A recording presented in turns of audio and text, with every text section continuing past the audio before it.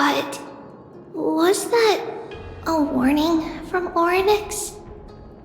What are you two whispering about? Tribbie? Trinan? Trian can't even hear our own telecommunication. Well, never mind. Trian suddenly feels like this place is quite familiar. Oh, there's a whiff of safari in this room. It's right over there. Over here! Follow Trian! Trian, slow down!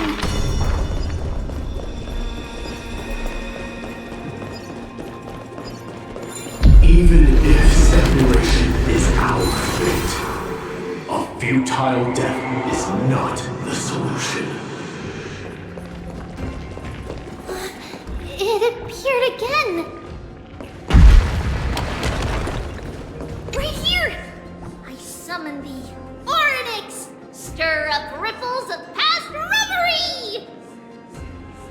Something's appeared! Wait, we should read it first.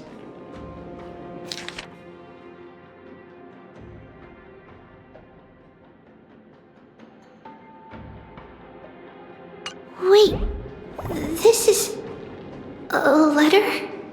It mentions something about Saffron and Tribbios? Isn't that name... Never mind that for now. Why is this letter here? And how did Trian sense it? Could it be our lost memories? Is it possible that we were already noticed by Oronyx and entered their trial? But why haven't they said a word? Oronyx has the whims of a child. Perhaps they're toying with us on purpose. Come on, this isn't the right time to be playing games.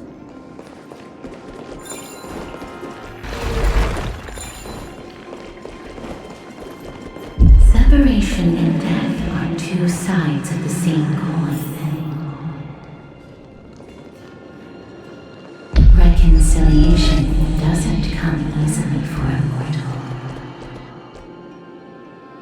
Are these visions also fragments of the past? Tribbie! Trinan! Look what I found! Is this the safari? Coming! We'll take a look. But Trian, there's nothing in here. What? It was right in the stolium. Huh? There's really nothing here. That can't be! I swear I saw it! I swear! Trian is telling the truth. It was right there! Where did it go? Trinan, Tribbie, why aren't you saying anything? Trian can't seem to hear you at all. We were just lost in our thoughts. Don't worry, Trian. What you saw was likely, Yana's hair. We must have startled it away. Okay. Could Oronyx be trying to make us falter? But why would they do that? Something feels off. Tribbie, don't you think this temple is a little too quiet? What do you mean? It might just be an illusion, but Trinan wonders, is Oronyx really putting us through a trial?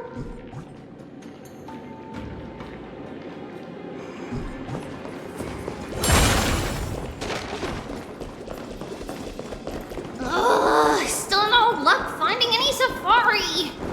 I suppose we can do without it. Let's try to convince Oronyx. At least they didn't toss us out straight away. No soul.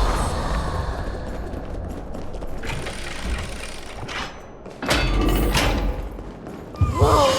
Tribbie, Trinan, look at this!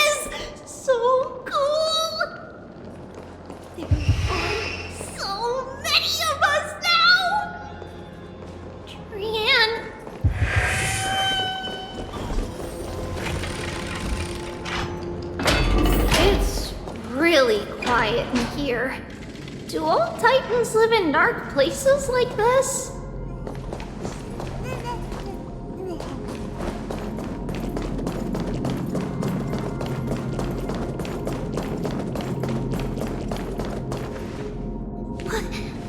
What's going on? Oronyx disappeared?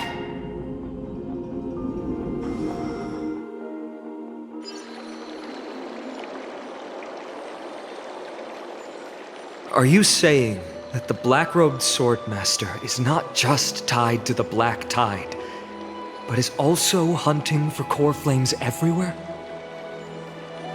This is the most plausible possibility. First, it has a vessel that can hold Coreflames. Second, I'm one of its targets. Let's start with the first premise. Its peculiar ceremonial blade can interact with a Coreflame, as evidenced by the pull I felt when it stabbed into my chest. I hypothesized that the blade can sense, absorb, or even retain Coreflames. The second premise is even more explicit. When it was engaged in fierce battle with many of us and was heavily distracted, it remained consistently focused on me. Or rather, on the Titan Circes inside me. So it's plundering the flames. But if your argument holds up, wouldn't he be headed to Akama soon? The vortex of Genesis is full of the Titan's Coreflames. Not necessarily. Let's call that person the Flame Reaver for now. If my presumption holds, that person has 3 targets. The first target is me. The second target is Oronyx, who hasn't yet fallen. And the third is Akama and the Vortex of Genesis, where the Coreflames are housed.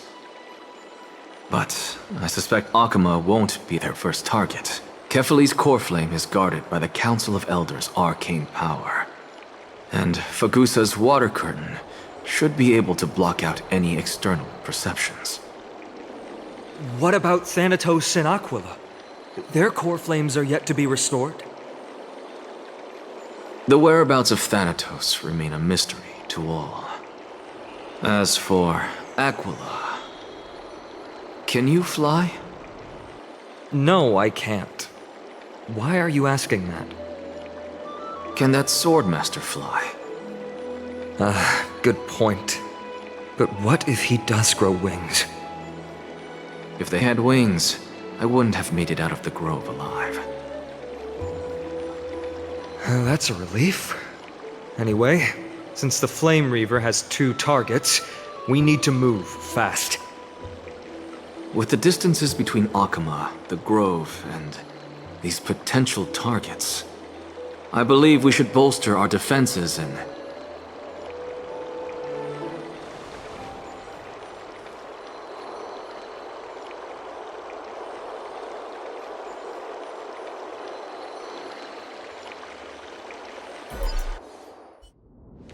Oronyx! Are you in here? No response at all. Did they foresee that we were coming and hide in the fog? Or...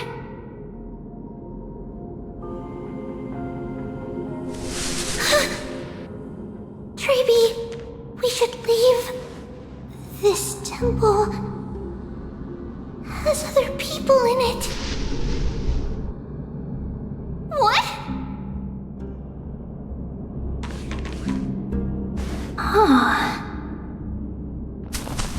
Listen, footsteps. Fast ones. 3 or 4 people coming this way. Come on, we need to hide. Whoever they are, we can't let them see. Tribbie, Trinan, come check this out. What's this? Tran feels like it's so familiar.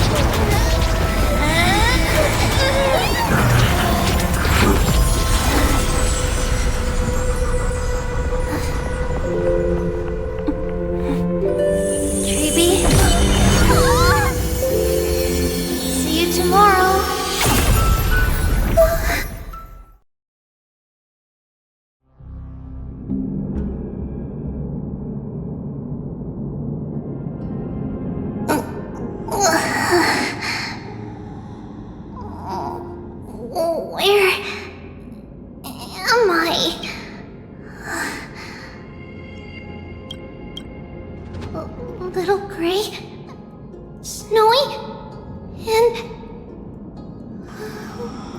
Wait, where's Trianne? Is she back?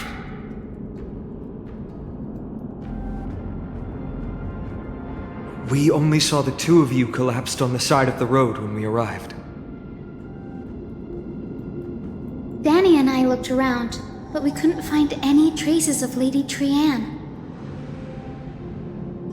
What about the black-robed swordmaster? Blast it! Of course it's him. We were still too late. I fear something bad has happened to Oronyx's Coreflame. Then Lady Trianne... She doesn't have much divine power left. We can barely sense anything. That you're both safe is already a blessing. Everyone, we must take action now. We should split into two groups. One group will stay in the Abyss and meet up with Aglaya's reinforcements, then search for Trianne's whereabouts. The other group will come with me to pursue the black-robed swordmaster and recover the Coreflame.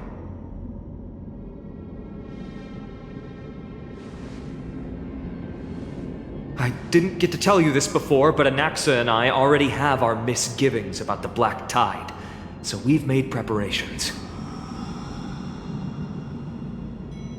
I'll tell you the details as we move. Opportunities are fleeting on the battlefield. We should hurry.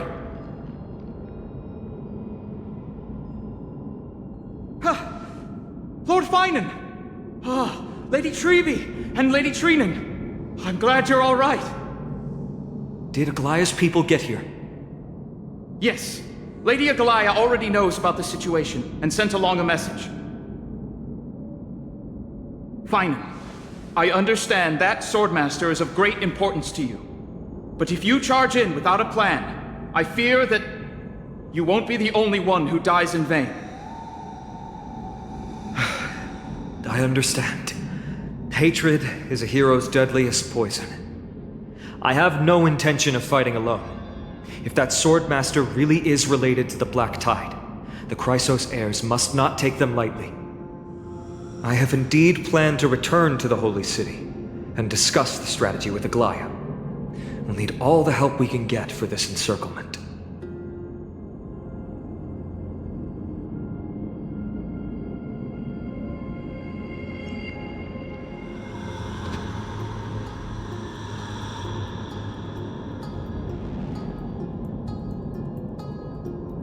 Treenan will stay in the Abyss too. That way, both sides can communicate with each other if anything happens. Thank you, everyone. Partner, Tribbie, let's go.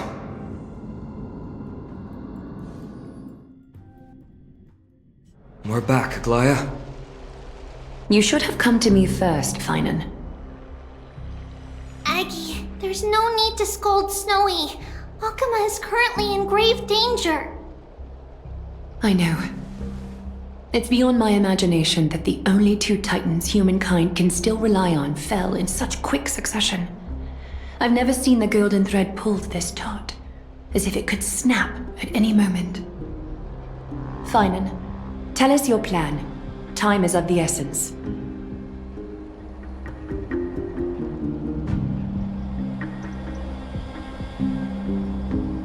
This being is not just hunting titans, but taking the Coreflames too? Yes, just like the Flame Chase journey is doing. Professor Anaxa thinks the Flame Reaver's arrival is likely a sign the Black Tide has spread further. Regardless of whether you're right, this being is still far more aggressive than we expected. But its madness is also an opportunity for us. If its goal is the Coreflame, then that means us humans can lure it into a trap. Anaxa had already left the Holy City with Circe's Coreflame while we were on our way to the Abyss, so he can make preparations for the battlefield. Tell me, what makes you think this won't end with us losing another Coreflame? Because this time, the power from beyond the sky is also at our side. She is the key.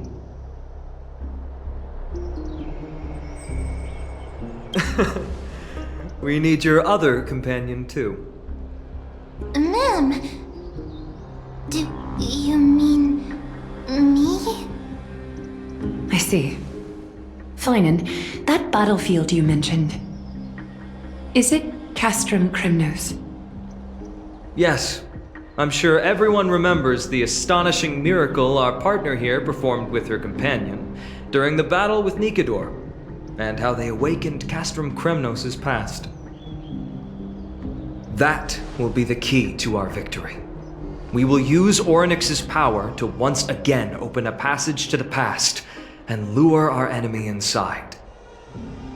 Then, we'll seal the Flame Reaver in the maze of time. Impressive. Oronyx has fallen, and Yanis's divine power already belongs to Akima.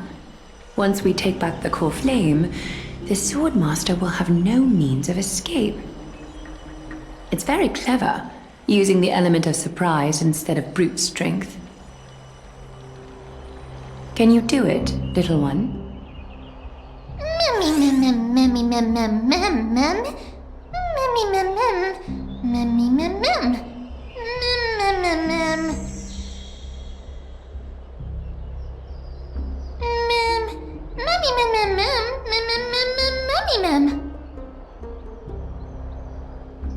Oh, come on!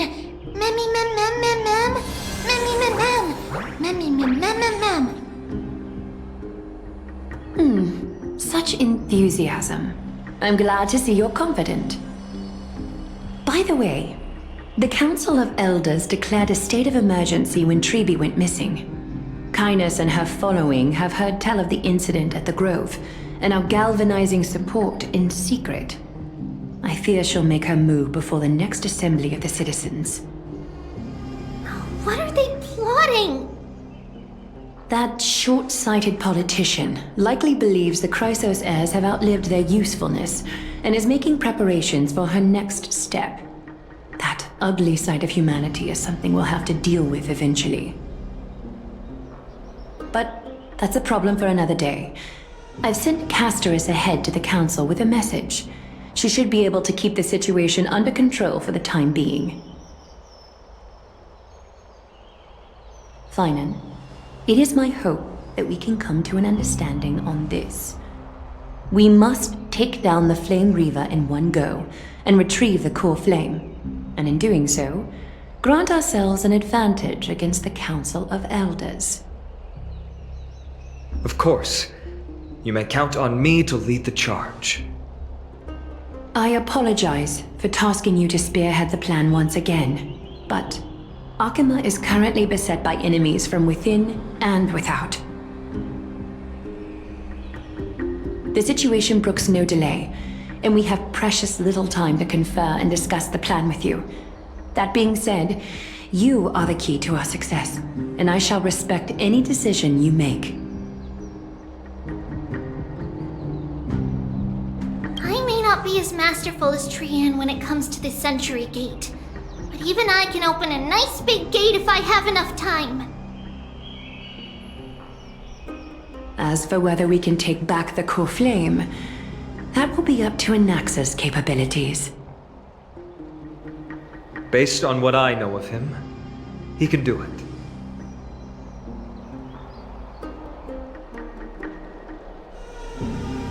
I'll be honest, we can't. But the Flame Reaver will have to step over my dead body if they wish to do you harm.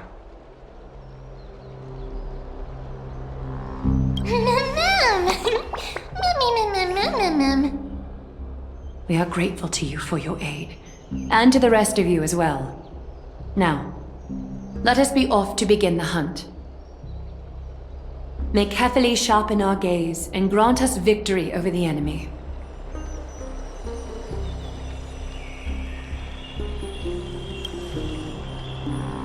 You mean Mydei? He's dealing with a different problem. Don't worry, that man would never miss out on this fight.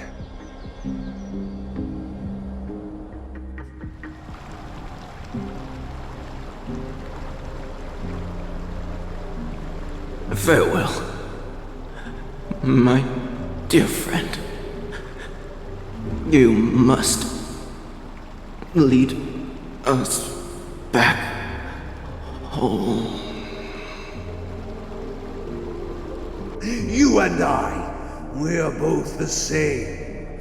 We feast on strife and fear.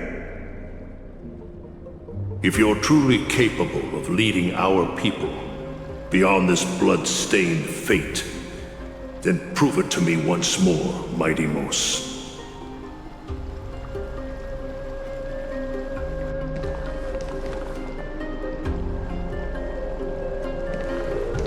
I knew you'd be here.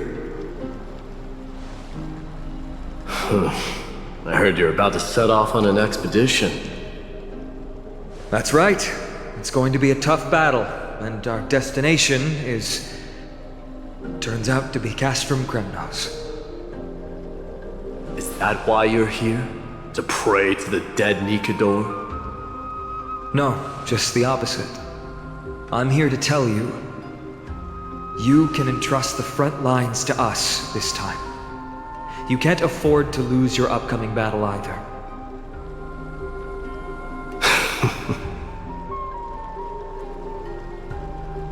Have you heard the story of Geocles the Mountain Breaker?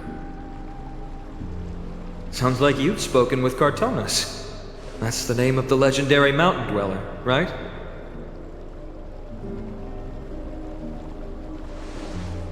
Let's have a chat before we go our separate ways. Cartonus told me that back in ancient times, the mountain dwellers lived in seclusion. They spent their days quarrying and gathering, living a simple and peaceful life away from strife. But Geocles was different. He resisted their traditional way of life, yearning for the world beyond the mountain. They're safe, but humdrum culture was like fetters around him.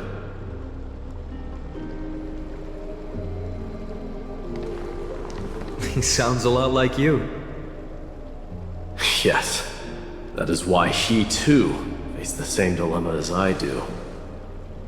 One day, during one of Geocles' many ventures beyond the mountain, he spied a battalion of Laedonians stationed at the foot of the mountain. The Laedonians were at war with their arch-enemies, the Companions, and they used the mountain as a base to carry out guerrilla warfare operations. When Geocles, who had taught himself the common tongue, approached a soldier, he learned a shocking piece of news. The Laedonians were planning to plant mines and explosives all over the mountain, and then lure their enemies within. With danger lurking with every step, the mountain dwellers' homes were no longer safe. Geocles quickly returned to his village to bring the news to his people. But Let me guess. They refused change and chose to put up with the situation instead. that's right. The mountain dwellers were fearful of even the smallest change to their lifestyle, let alone leaving their home.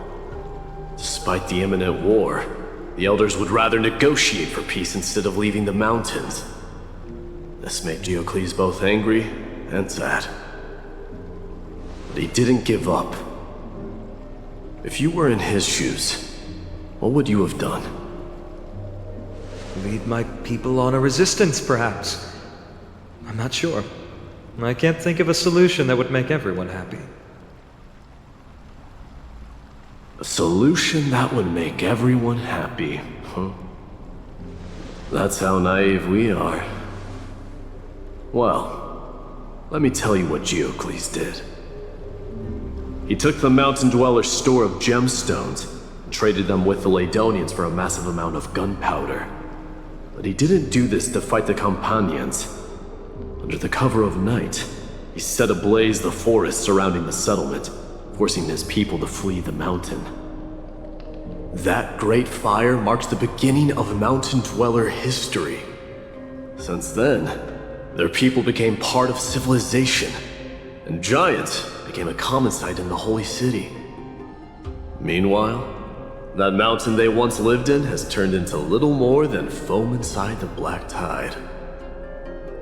but leaving their homeland also brought many mountain dwellers misfortune. They were hunted by Kremnoans or enslaved. Indeed, that is undeniably also part of their history. But that is Geocles for you. The merits of his actions, or lack thereof, have been scrutinized by many, but historians nevertheless hail him as the Mountain Breaker. Why do you think that is? It's simply because he took action and enacted change with his own hands. He didn't try to make everyone understand him, nor did he even waste time trying to make everyone happy. He started a great fire and burned the shackles of tradition to ashes, and then forced everyone to march toward the coming of a new era. You've made up your mind, haven't you? I'll be leaving Akama soon to fight the great darkness of this world, and to shoulder Nikador's destiny. So, listen well. If there comes a day when we meet again on the battlefield, and I stand opposed to the flame chase, remember to stab your sword into my back through my 10th thoracic vertebra. That's my weak spot, and the only way to kill me.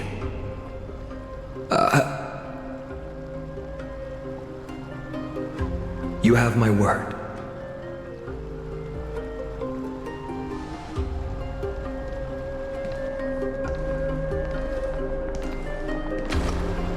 Go now. The battlefield calls. Send that flame-thieving hyena to their death. But if you find yourselves with no other recourse, pray to that blade in the sky. Loudly call out the name of the new god.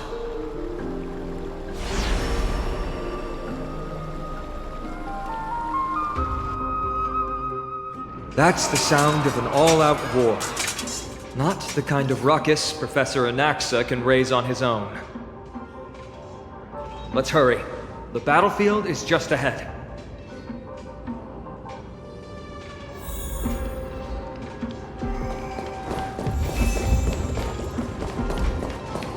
No way. A Kremnoan?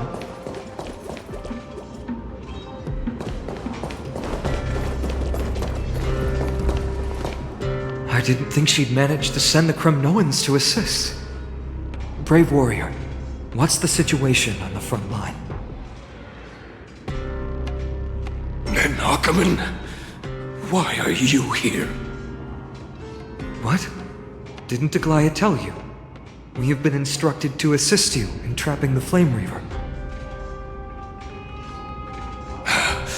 Aglaya, that vile usurper. I spit on her name. Our king will be back soon. He'll be able to deal with you and that black road.